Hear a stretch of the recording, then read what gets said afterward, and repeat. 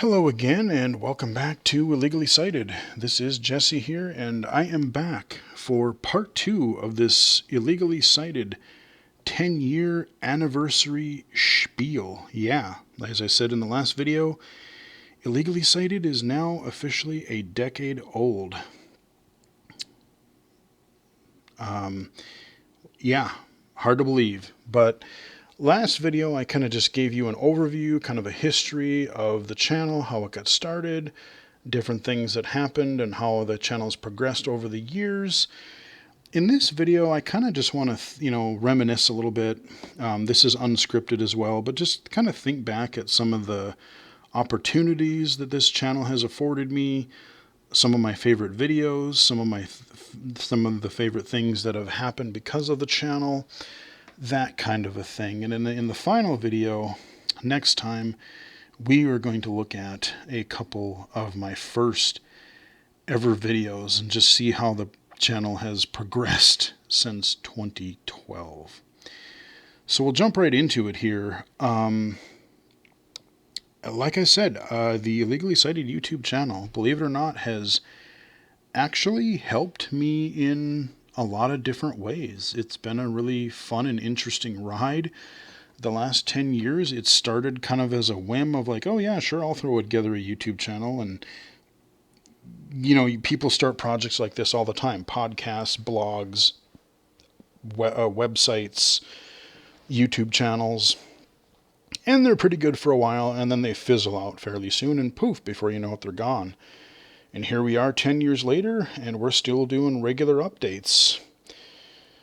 And stupidly, I only missed one video on the day of its release. I meant to release, I don't remember if it was a Saturday or a Wednesday video, but I just got so busy that day, and I totally forgot to unlock a video until the next morning. I think it was a Wednesday video, because I was like, I forgot. And then, so I released it right away the next morning. But otherwise, when I started the channel, it started out as one video a week. I did it on Saturdays. But as I started creating new content, I started doing twice a week, Wednesdays and Saturdays, split it up, one midweek, one weekend video. And then when I started doing these streams and having stream archives rather than interrupting these two videos on shoving streams in there every once in a while, I figured let's put Mondays for stream archives. And that's what it's become ever since. So, but yeah, when I started this, I ever since the beginning, I was actually quite consistent in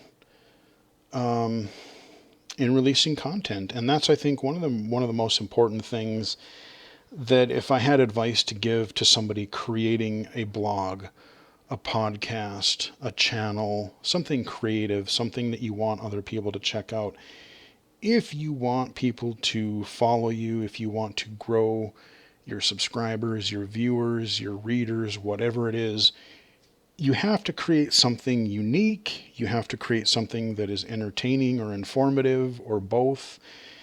And you have to do it on a regular, consistent basis, because if people start to expect, oh, okay, yeah, he says he's going to release a video every Saturday, and boom, there's a Saturday video or a podcast or whatever, then that kind of gets people to subscribe. That gets people to keep coming back. But if you do a couple videos and then you take some time off for a month or more, or even a couple of weeks, over time, you'll kind of lose viewers or audience participation over time. And that's where I'm struggling, admittedly, right now with my Twitch stream. Like, I like doing the Twitch stream, but as much as I like doing it, I have so many other things going on. And on the weekends, I've kind of lately especially been wanting to just really back off social media, take a break from, taking a break from doing any videos or streaming. And like, if I do want to play a game, I kind of want to just play a game for me. I don't want to play a game because I have to stream or because I have to do it for a video. I find myself not just playing games for me quite as much these days. I'm always wanting to cover a game in a video or play it to entertain people in the stream, which is fun, but sometimes you just need to back away a little bit. And so I know I'm giving you this advice to say, hey, be consistent. And, when I do stream, I'm typically, Fridays or Saturdays, usually evenings is when I typically stream. But especially over the last year or so, there's been a month here, a month there, where I have taken little breaks. And that probably hasn't helped out super much. But, the Twitch stuff is still sort of up in the air, what my future plans are for it. But that's not the topic of this video. The topic of this video is just, like I said, some of the highlights over the past 10 years of Illegally Sighted. And I think really one of the first things I notice from Illegally Sighted is, again, I have not watched some of the earlier videos in a long time to know how good or bad they are. So it's going to be fun and interesting to see that. But I feel like my presentation style overall has gotten more consistent, gotten more confident overall as I've been doing this over the last several years. Not just for creating videos, but being able to play a game live on a stream, or give a presentation at work, or, talking with people doing a technology assessment at work, or doing any of these consulting or speaking engagement gigs that I've done in game and tech accessibility over the past several years. The YouTube channel has really helped me with that. I mean, there are still habits that I still don't like and that I still try to correct. I don't like to say or or little filler words like that. I know that's one of my weaknesses that I still need to consciously think about and try to address. But I think that I've gotten overall better, and I'm more able to keep a thought going and transitioning from one thing to another.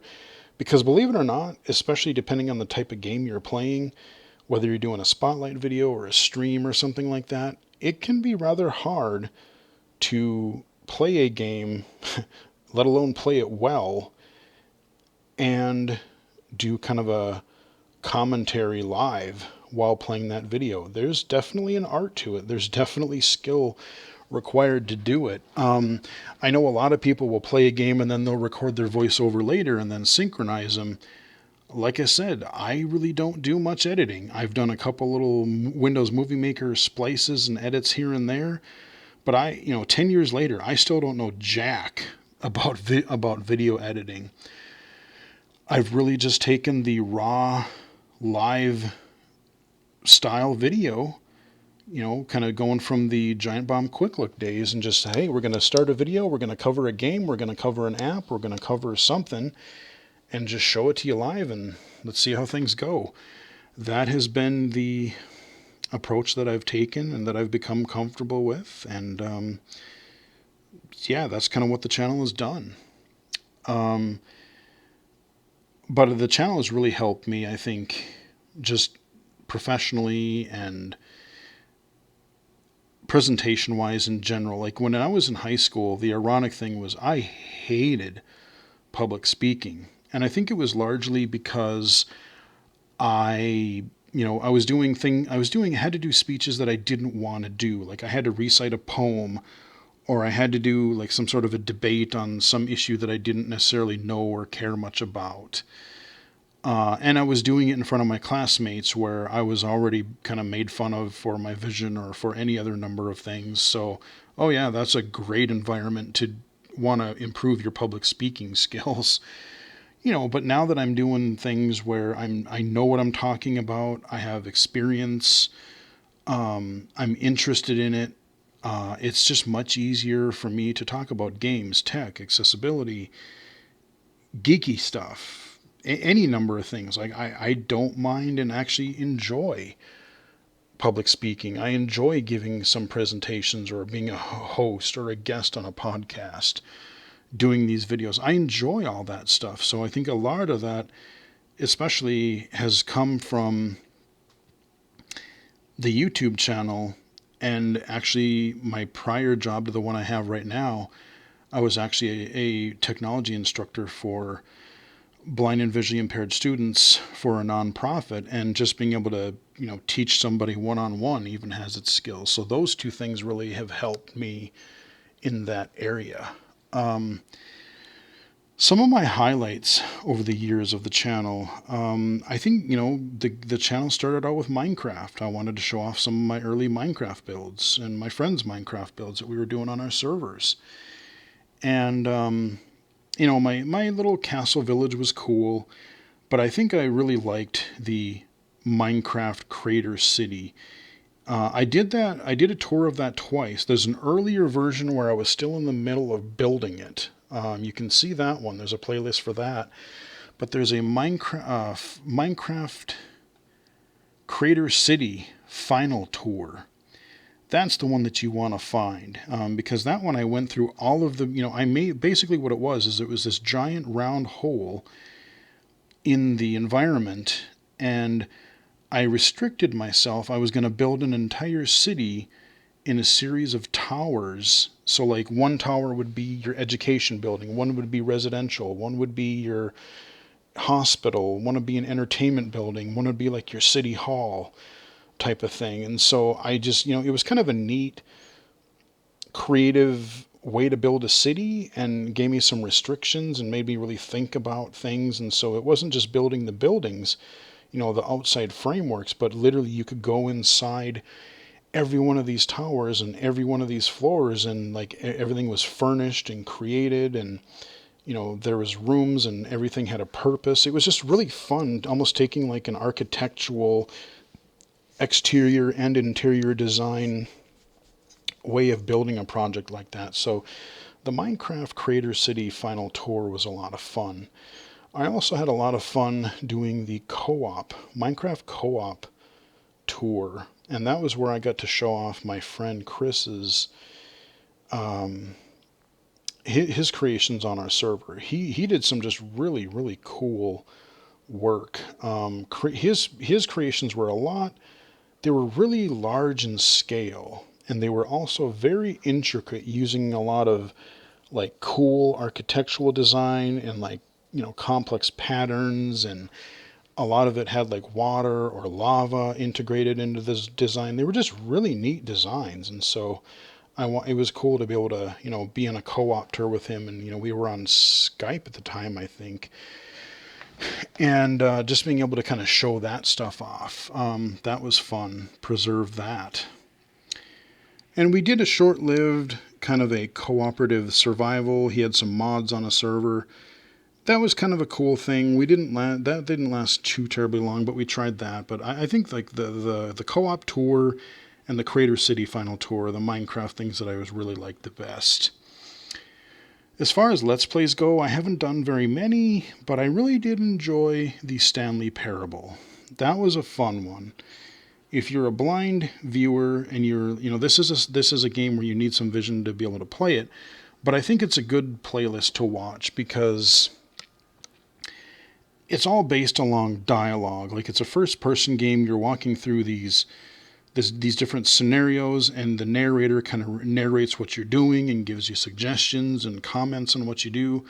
It's kind of a really snarky game that is really fun and just really funny and entertaining. And there's actually a kind of a director's cut of it coming out. Literally, by the time this video is out, that game will be out, and I will absolutely be covering that either on a stream or another video or series of videos. I haven't decided yet, but rest assured that game will be covered again because I really love that originally.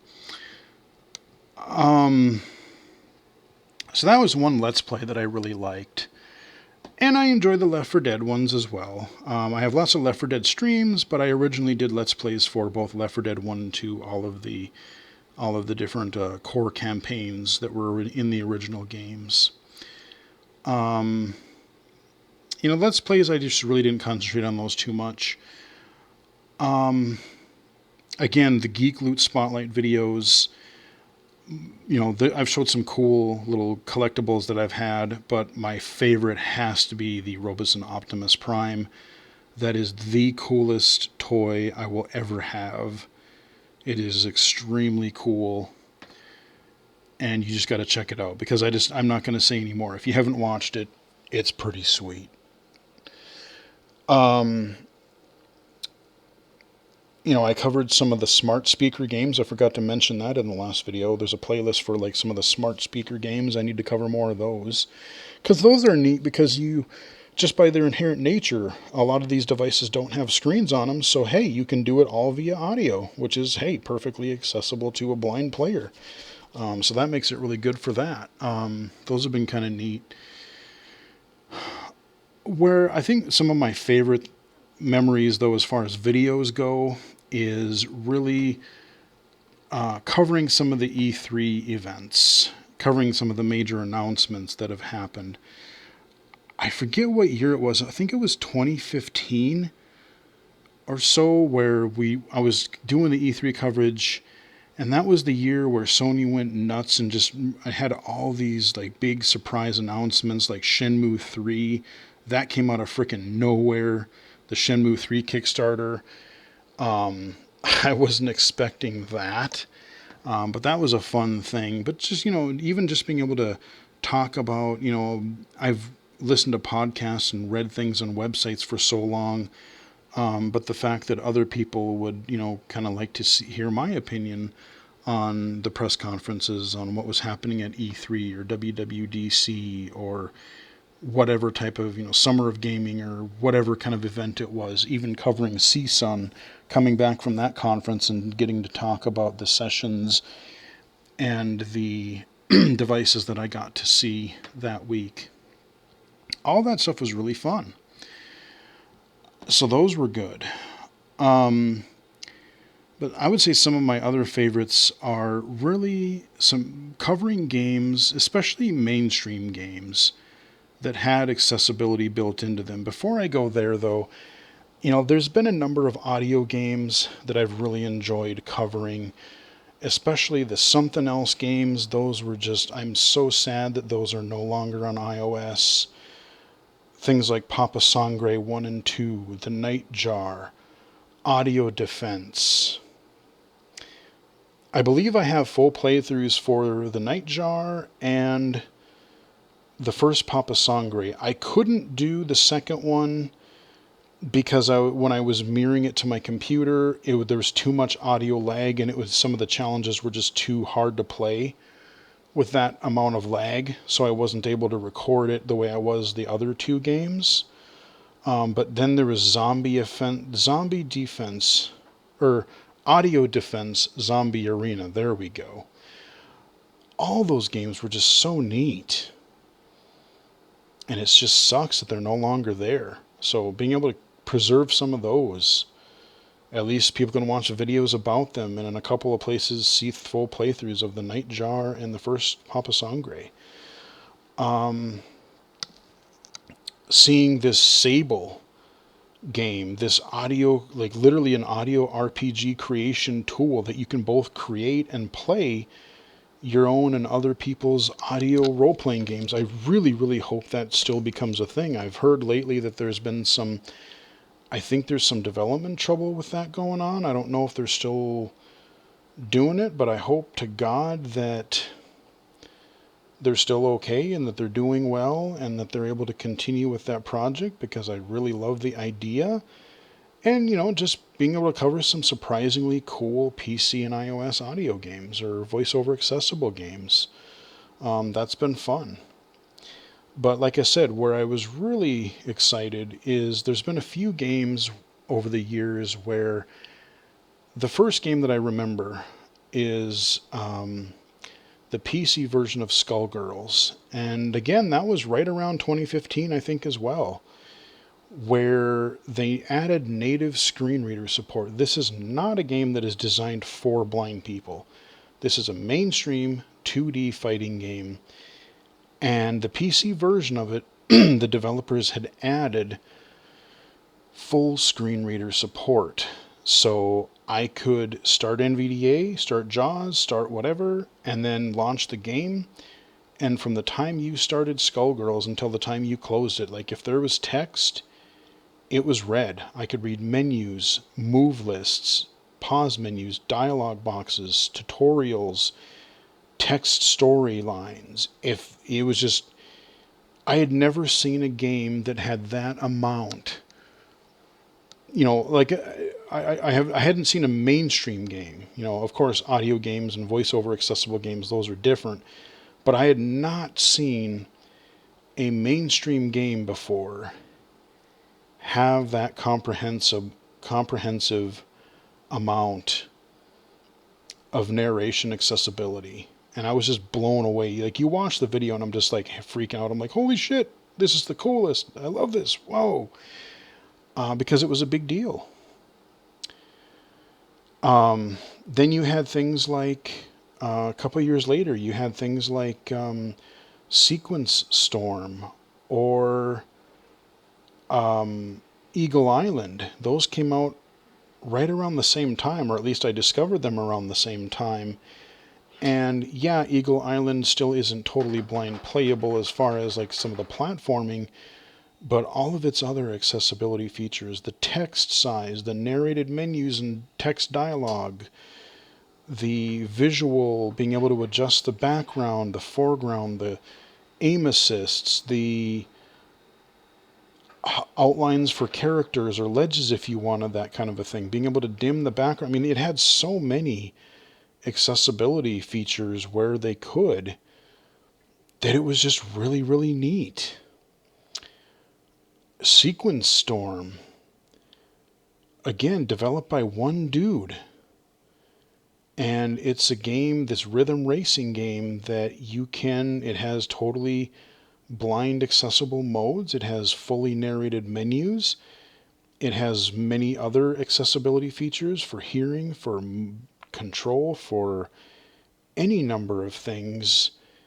And when I remember streaming it the first time, playing through a little bit of the story and hearing the narration for the menu or the story dialogue, and was really surprised to hear, oh, here's some, because I have the text to speech on, here is some audio description of some of the pictures or what's going on in the cutscene or the little screenshots of story footage. And they didn't have to do that, but that was just a really neat touch. And he's added even more accessibility since then. I mean, these are two examples of, people say, oh, well, it's too expensive. It's too much money. It's too many resources. You get these big AAA developers and that. Two or three of the best examples are these small developers. Both of these, like Eagle Island and Sequence Storm, I believe are primarily developed by one person. And they have some of the best accessibility I've seen. So you've kind of broken that myth wide open. No. I mean, yeah, granted, you got to think and design for it from the beginning, but it's doable, whether you're AAA or indie or anything in between. So seeing those types of games. And then, granted, I did it on Twitch first, but the archive is up on the channel. The Last of Us 2. I have to mention The Last of Us 2 because I was a big fan of the first game. Loved it. But there weren't really any major accessibility features in the game. And there were points in The Last of Us where I had some trouble figuring out where to go. I mean, the environments were beautiful, but because they were so detailed, I had trouble figuring out where I was supposed to go or what I was supposed to do. And then shortly before launch, The Last of Us 2 just dumped this massive blog post on us with all these accessibility features, and I was excited for the game. I was going to play it anyway. But when I read through the features that were going to be in that game, my excitement just skyrocketed through the roof. Yeah, and I think it came out on a Friday. I took that Friday off and I binged the hell out of that thing. I think I beat it the first time in like 3 days. I mean, I ate, I got up and stretched, I went to the bathroom, I slept a little bit, but otherwise it was The Last of Us. That's all I did that weekend. And it was such a joy to play because you had full menu narration. You had the navigation and ping system was incredible. I didn't think I would use it much, but the high contrast mode that you could toggle on and off by swiping the touchpad. I called it Predator mode because I used it a lot in stealth. That was ended up being really helpful. I mean, just the navigation and audio cues and narration, I mean, just everything. Yeah, it was a dark and really grisly game story-wise, but damn if it wasn't just an absolute joy to play through. Because of its accessibility features, I streamed the first like 2-3 hours of that game and then just binged the rest of it that weekend. But those were definitely some highlights. So those are some like accessible game highlights that I can immediately think of. Other opportunities that I've gotten through the channel. As I said, I got to speak at the Inclusive Design 24 conference in 2017 on virtual reality accessibility. That presentation is up on my VR accessibility playlist. And pretty much everything in that video still applies now because, like I said in last video, sadly, in the last 6 years or so since VR has been a thing, there really has been no consumer advancement in any sort of accessibility on any VR platform, which I find really discouraging and frustrating, but we're trying. So that presentation was fun. Again, meeting up with Ian and then him a few years later inviting me to speak as a panel member at the 2019 Game Accessibility Conference. That was an honor to be able to do that. That was really, really cool. I really enjoyed that. Met a lot of great developers, a lot of great people. I even met a few after the conference. We had a kind of a social gathering kind of deal, and I got to meet a few developers where I had played their games before, so I nerded out on that a little bit. That was awesome. Being able to do a presentation for our local Independent Game Developers Association chapter, IGDA chapter. In 2020, I did a presentation.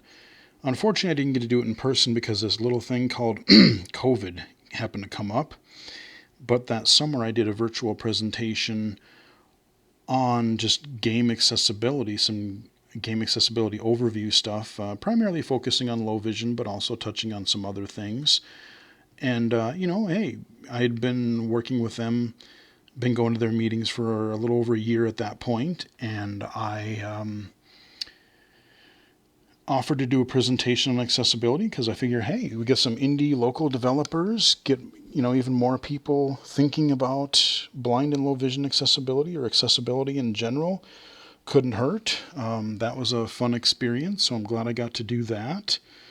I've been invited to do some podcast appearances, co-hosting on some podcasts, too many to name here, but I've done several of those in the past several years myself, so that's been fun. Of course, I have to mention, I wish it would have worked out. It's really unfortunate that it didn't. But, meeting just all the people that I've gotten to meet professionally and just made friends on Twitter and Twitch and because of the YouTube channel here, just met so many connections and made some friends online and everything. And in 2019, 2018, 2019, started talking with somebody and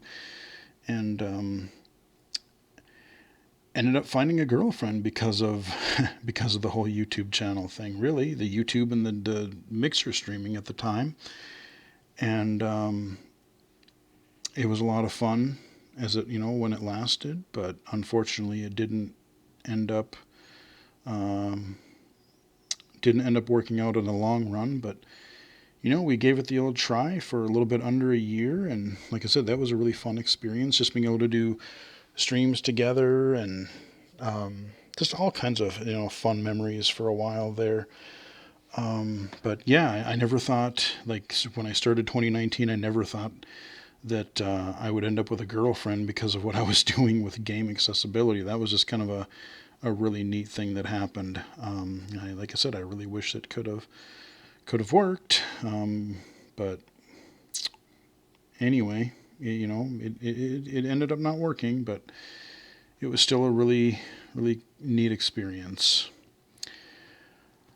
God, what else? Like I said, starting from like 2015, working with Ian Hamilton and getting some of the connections professionally at the Game Accessibility Conference and just via Twitter and outreach and different things, learning a little bit on like who to contact and ways to put myself out there for more technology and game accessibility streams, or not streams, more like consulting gigs and presentations and things like that. I've gotten to work with indie developers, app developers, even some AAA developers doing a couple of game tests, game test sessions.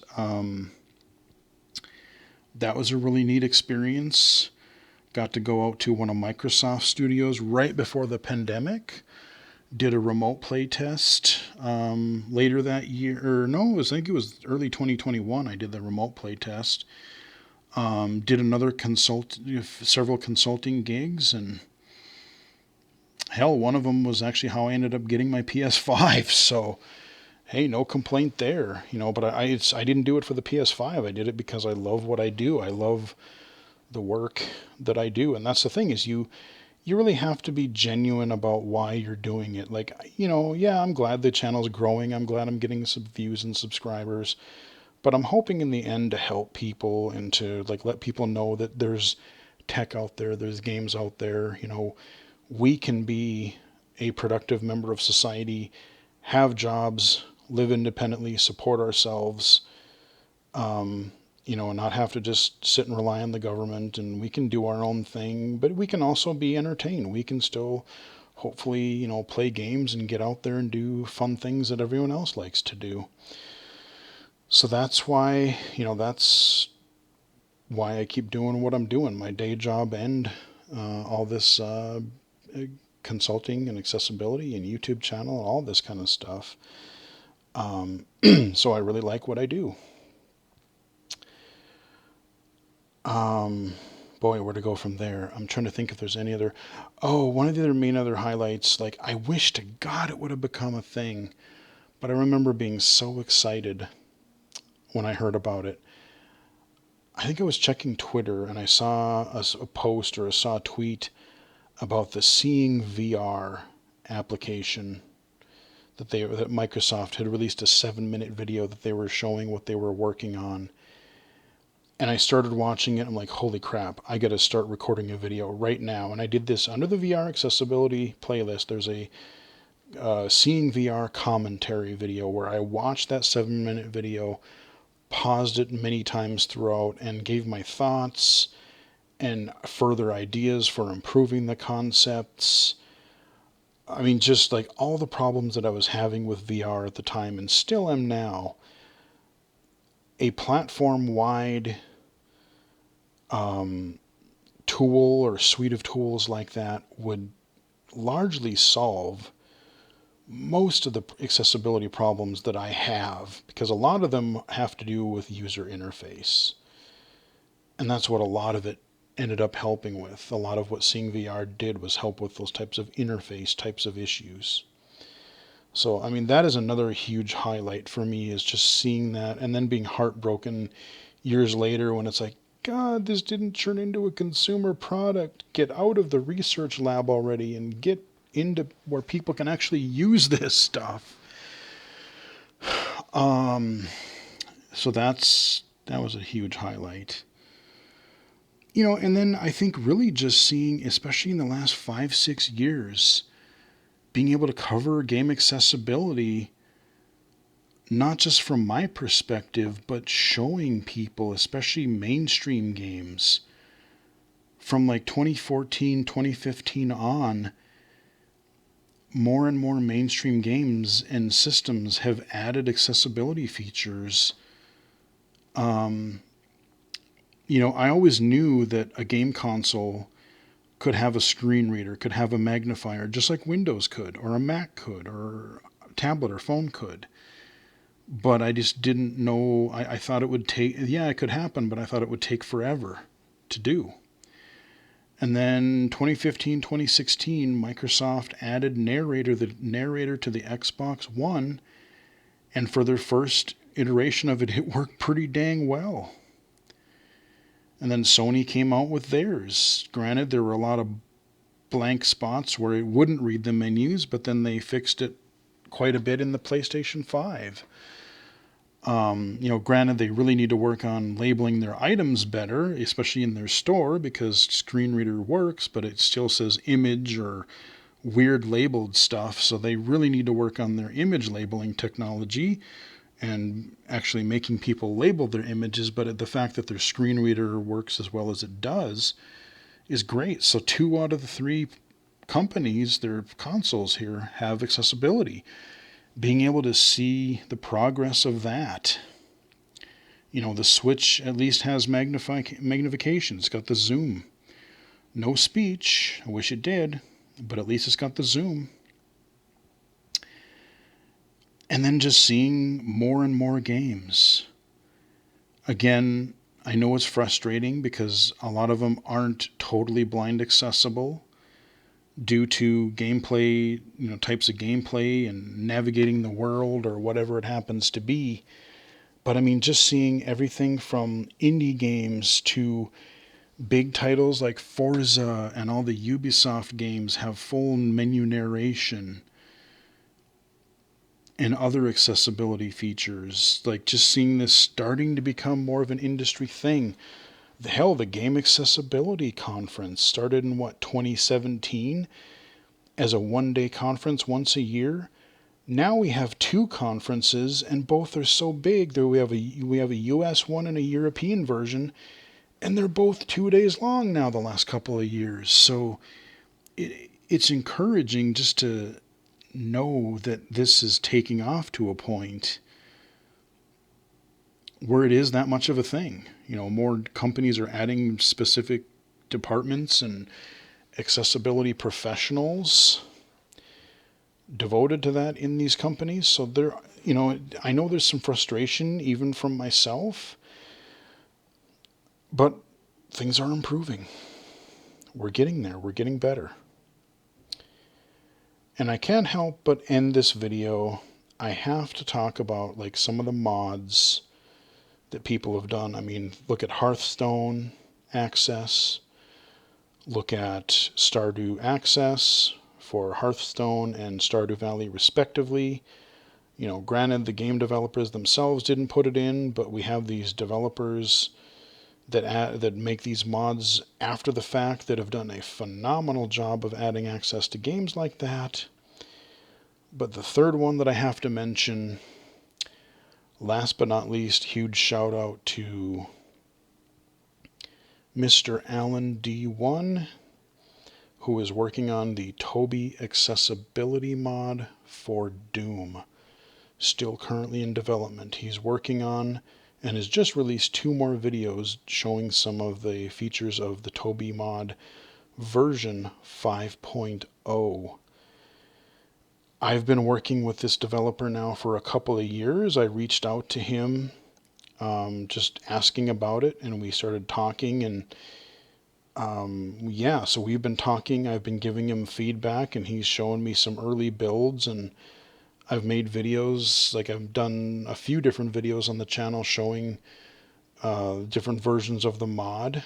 And one of my other cool recent highlights of the Twitch stream and the channel is having this recent Twitch stream where I played through episode 2 of the Toby Map Pack Deluxe Pack without using my vision, and Alan was actually in the chat room. He was in the developer was in the chat answering people's questions, watching me play, and getting ideas on how to further improve the mod And admittedly, some of the features that are coming in this version 5.0 were a direct result of that stream. So that is pretty dang awesome. As you all know, if you've watched the channel for any length of time, huge fan of Doom. It's one of, if not my favorite games of all time. And just the fact that even 25 plus years later, somebody is adding blind accessibility to this game. I mean, Doom is like the foundation of first-person shooters. So it doesn't get any better than that. Being able to, mainstream developers are still making mods and full games based on the Doom engine today. Maybe the GZ Doom engine or Z Doom engine, but it's still Doom. Hell, there's a game that I'm going to be trying out a demo for on this by the time this comes out on Friday that I am really looking forward to playing. I won't be able to do video coverage of it for a while due to sort of NDA things, but I can talk about it. So that'll be a future video. But the fact that mainstream games are still developers are developing content for Doom still, and now because of this Toby Accessibility mod, it's blind people are going to be able to play accessible content, accessible levels, and see what the fuss has been about these last 25 years or more. Is really, really cool. So that is definitely a big highlight for me of Illegally Sighted. So I'm sure I missed some things. I know later I'll be laying in bed going, oh, why didn't I mention that? But I think I've done a pretty good job of just thinking of things over the last 10 years that just, looking back at where things were, where things are now, some of the cool things that I've gotten to do, some of my favorite videos that I've gotten to create. And we're still going. So we'll wrap it up here. Hope you guys enjoyed the video. Give it a like if you did. Subscribe if you have not done so already. You can follow me on Twitter at BGFH79, twitch.tv/illegally-sighted, IllegallySighted.com, and right here on YouTube. So stay tuned for one more video where we look at some of my earliest YouTube content. Ooh, that'll be interesting. Anyway, we'll talk to you guys in the next video.